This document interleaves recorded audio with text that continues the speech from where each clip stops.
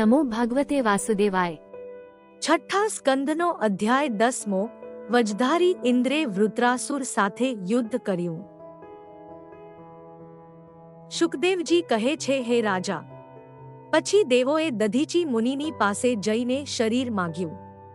ત્યારે મુનિએ પ્રસન્ન થઈને કહ્યું, હે દેવો, તમે બીજાની મરવાની પીડા નથી જાણતા। દેહ સૌને પ્રિય હોય છે। ભગવાન માગે તો પણ દેહ કોઈ આપવા ઈચ્છે નહીં। દેવો કહે છે, તમારા જેવા દયાળુ પુરુષોને ત્યાગ ન કરી શકાય એવું શું છે? નનું સ્વાર્થપ્રો લોકો ન વેદ પર સંકટમ, યદિ વેદ ન યાચેત નેતિ નાહ ઈશ્વર। સ્વાર્થી માણસ જરૂર બીજાના સંકટને જાણતો જ નથી। જો જાણતો હોય તો માગે જ નહીં। દાતા પણ દાન કરી શકે એવો હોય તો ના પાડે જ નહીં। દધીચી કહે છે, હે દેવો, તમારી પાસેથી ધર્મ સાંભળવા માટે જ મેં આ પ્રમાણે કહ્યું છે। વસ્તુતાએ તો મારું શરીર કાલે ત્યાગવાનું છે, તે આજે ત્યાગીશ। યોધ્રુવેણાત્મના નાથા ન ધર્મ ન યશ પુમાન ઇહેદ ભૂતદયા સ શોચ્ય સ્થાવેરર્પી। હે દેવો, જે મનુષ્યો નાશવંત શરીરથી પ્રાણીઓની ઉપર દયા કરીને ધર્મ કે યશને નથી ઈચ્છતા, તો તે મનુષ્યોનો વૃક્ષો પણ શોક કરે છે।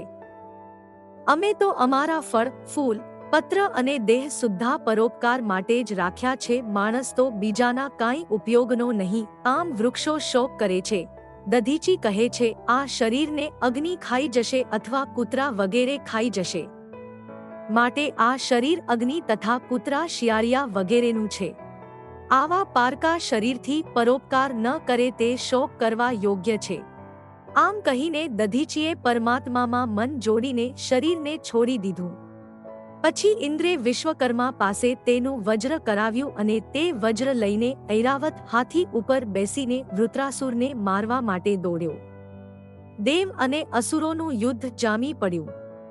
દૈત્યો સિંહનાદો કરી કરીને ગદા, પરિઘ, બાણ, ત્રાસ, મુદગર, તોમર, શૂલ, કુહાડા અને ખડગના પ્રહારો કરી કરીને દેવોને પીડવા લાગ્યા। દેવો એ શસ્ત્રોના ટુકડે ટુકડા કરી નાખવા લાગ્યા। પછી દૈત્યો પાસે શસ્ત્રો ખૂટ્યા ત્યારે પર્વતના શિખરો, વૃક્ષો અને પથ્થરો લઈ લઈને દેવસેના ઉપર વરસાદ કરવા લાગ્યા। ત્યારે દેવોએ તેના પણ ટુકડે ટુકડા કરી નાખ્યા। પછી દૈત્યોને ત્રાસ થયો, તેથી દૈત્યો પોતાના સ્વામીને પડ્યા મૂકીને ભાગવા માંડ્યા। ત્યારે વૃત્રાસુર હસતા હસતા બોલ્યો, હે નમુચે, હે વિપ્રચિતે, હે પુલોમન, તે શંબર, જે જન્મ્યો છે તેને મરવાનું તો નક્કી જ છે। તો યશ થાય એવું મૃત્યુ કોણ ન ઈચ્છે? એક તો યોગથી દેહ છોડવો, બીજું શત્રુની આગળ યુદ્ધમાં સામી છાતીએ મરવું। આ બે મૃત્યુ જ શાસ્ત્ર સંમત છે। છઠ્ઠા સ્કંદનો 10મો અધ્યાય સંપૂર્ણ।